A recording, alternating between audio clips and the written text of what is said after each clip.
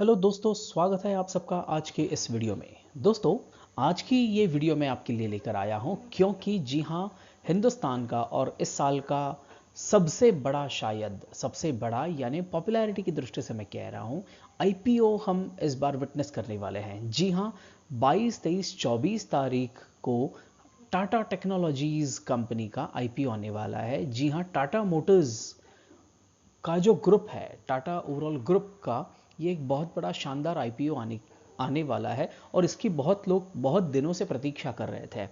दोस्तों, इस वीडियो में हम क्या देखने वाले हैं? हम इसमें देखेंगे आईपीओ की डिटेल्स, कंपनी का ओवरव्यू हम देखेंगे, समझेंगे फाइनेंशियल इसका परफॉर्मेंस कैसे रहा है अब तक, इसका पीयर कंपैरिजन, इसके कंपटीटर्स कौन कौन है और उनका परफॉर्मेंस कैसा है और उनके अगेंस्ट इस कंपनी का परफॉर्मेंस कैसे है। और साथ में ही हम देखने वाले हैं दोस्तों इस कंपनी का वैल्यूएशन, क्या जो भी वैल्यू, इसका जो प्राइस कोट किया जा रहा है, क्या वो सही है या गलत है, और फिर आप अपना डिसीजन ले सकते हो दोस्तों। तो चलिए चलते हैं। टाटा टेक्नोलॉजीज का ये जो आईपीओ है, मैं जैसा कह रहा था, टाटा ग्रुप का करीबन 20 साल बाद कोई आईपीओ आया है। इससे पहले का जो आईपीओ आया था वो था टीसीएस कंपनी का, जो था 2003 में, 2003 साल में आया था। तो पिछले 20 सालों में कोई भी आईपीओ टाटा का नहीं आया था और इसीलिए टाटा एक विश्वसनीय नाम जो है हिंदुस्तान में और शायद पूरे देश में भी, और इसीलिए बहुत लोग इस आईपीओ को लेकर उत्साहित है। लेकिन दोस्तों, इस आईपीओ से रिलेटेड एक सबसे इंपॉर्टेंट चीज आपको जाननी चाहिए कि ये आईपीओ एक आईपीओ न होते हुए it is an offer for sale. अब ऑफर फॉर सेल मतलब क्या है एग्जैक्टली एक मिनट में आपको बताता हूं दोस्तों। ऑफर फॉर सेल का मतलब ये होता है कि जब कंपनी के शेयर होल्डर्स, कंपनी के एग्जिस्टिंग शेयर होल्डर्स जिनके पास कंपनी की आज ओनरशिप है, वो अपने शेयर्स बेचते हैं, कंपनी को इससे ज़्यादा कोई फ़ायदा नहीं होता है।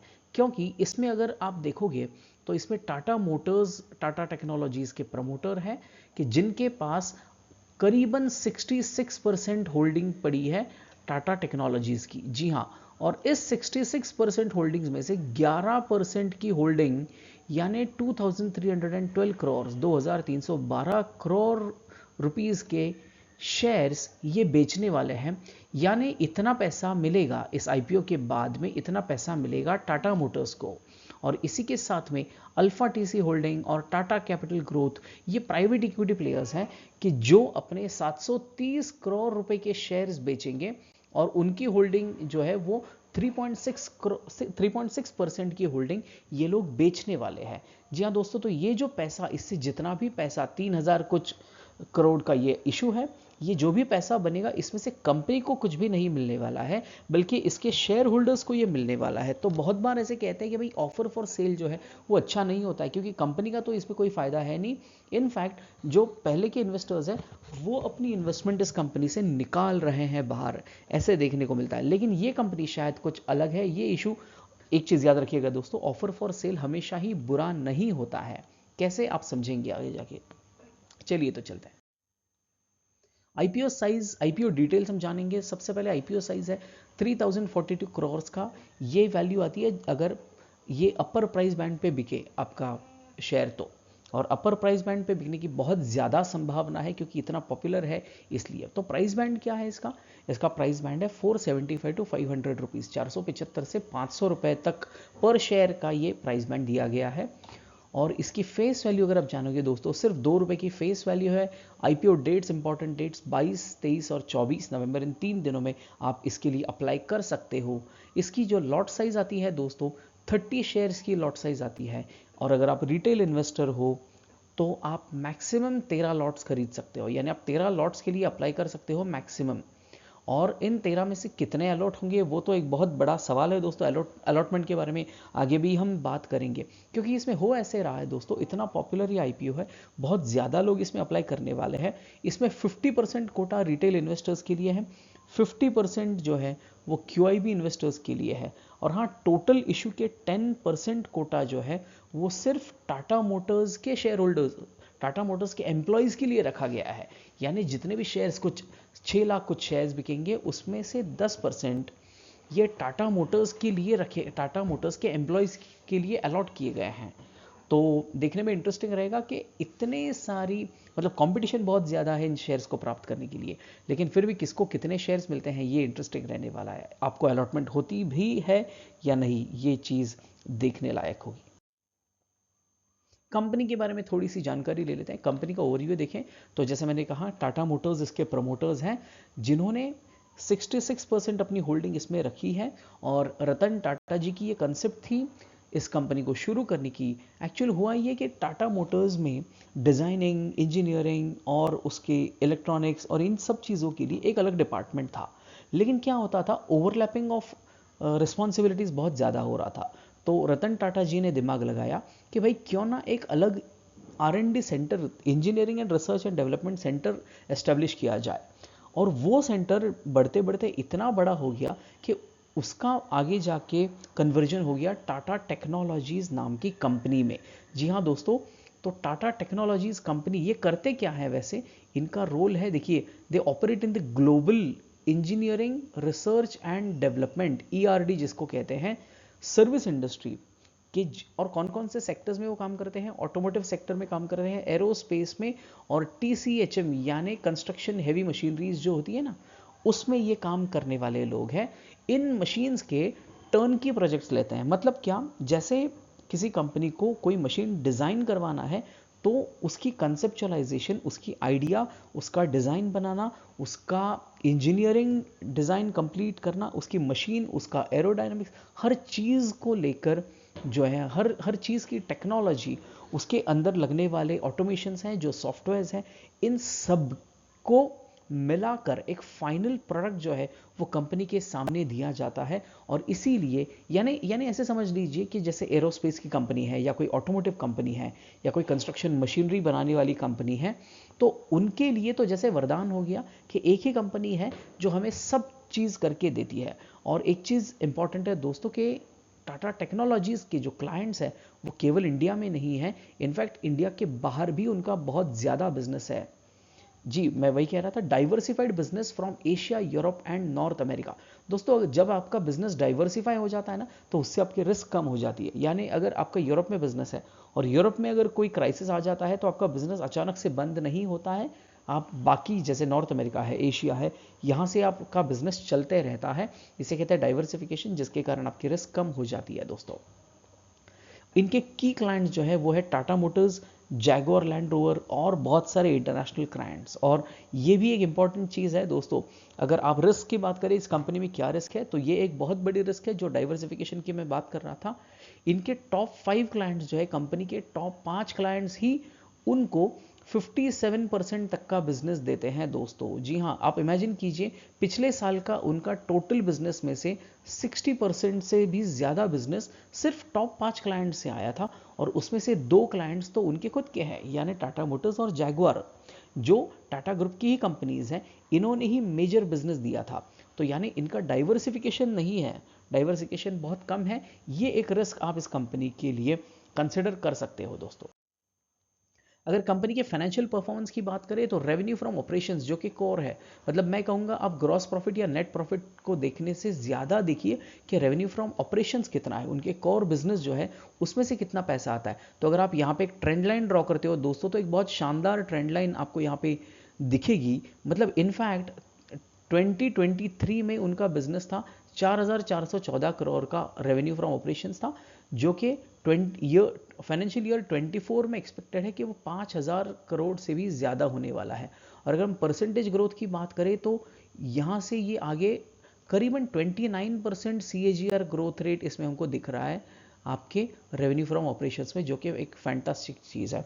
सेम थिंग, अच्छा, कंपनी का जो मेजर सोर्स ऑफ इनकम है that is from service sector. या सर्विस सेगमेंट में आप देख सकते हो कि कंटिन्यूसली हर साल, जैसे 21 में 1914 था, 22 में 2651 हो गया, 23 में 3531 था, और 24 का 3972 करोड़ एक्सपेक्टेड है। यानी इनका जो मेजर कंट्रीब्यूशन है वो सर्विस सेक्टर से आ रहा है। और वो कितना है परसेंटेज में, अगर हम इसको देखें, percentage share in operating, service का कितना शेयर है ऑपरेटिंग में, तो करीबन इस साल भी अराउंड 80% के करीब ये शेयर होने वाला है। यानी 80% of it comes from services. अब सर्विसेज की खासियत यह है कि this is an ever growing sector, इसमें कॉस्ट्स बहुत कम होती है और रेवेन्यू के मॉडल्स बहुत बढ़िया होते हैं और रेवेन्यू इनकम बहुत अच्छा आता है दोस्तों। तो इसीलिए ये फाइनेंशियल परफॉर्मेंस बहुत कुछ हमें बता रहा है। इसी के साथ में अगर हम ऑपरेटिंग प्रॉफिट की बात करें, वो तो हमने रेवेन्यूज देखे थे, ऑपरेटिंग प्रॉफिट में भी हमें कंटिन्यूस ग्रोथ दिख रही है।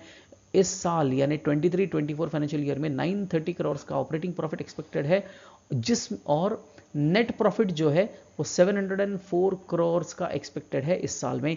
और अगर हम हर साल का देखें तो ये कंटिन्यूस अप ट्रेंड हमें दिखाई पड़ रहा है। एक अच्छी ग्रोथ इनके प्रॉफिट्स में, इनके रेवेन्यूज़ में, इनके ओवरऑल सेल्स में हमें देखने को मिल रही है और ऑपरेशंस में खासकर बहुत अच्छी रिजल्ट्स हमें यहाँ पे देखने को मिल रहे हैं। पीयर परफॉर्मेंस अगर हम करें, इनके कंपटीटर्स कौन है, तो इनके कंपटीटर्स में टाटा टेक के साथ में आप कहते हैं केपीआईटी टेक्नोलॉजीज, टाटा एलेक्सी जो टाटा ग्रुप की ही एक कंपनी है, और है एल&टी टेक्नोलॉजी सर्विसेज। इसमें से अगर हम देखें दोस्तों तो CAGR ग्रोथ रेट जो है वो सबसे अच्छा है केपीआईटी कमेंस का, लेकिन उसी के साथ में टाटा एलेक्सी और टाटा टेक्नोलॉजीज भी अच्छी तरह से compete कर रहे हैं। एल&टी का ग्रोथ रेट यहाँ पे थोड़ा सा हमको कम दिख रहा है, लेकिन अगर हम सर्विसेज के रेवेन्यू की बात करें तो यहाँ पे एल&टी का रेवेन्यू सबसे अच्छा है, लेकिन सेकंड रैंकिंग पे आपका आता है टाटा टेक्नोलॉजी सर्विसेज। देखो परसेंटेज शेयर कितना है, जैसे मैंने कहा था बिजनेस में सर्विस सेक्टर का रेवेन्यू कंट्रीब्यूशन 80% टाटा टेक का है, जबकि केपीआईटी का 97% है, टाटा एलेक्सी 99% है, और एल&टी का तो 100% comes from the service sector only. तो यानी इनको यहाँ पर भी स्कोप ऑफ इम्प्रूवमेंट है और ये उसी लाइंस पर है।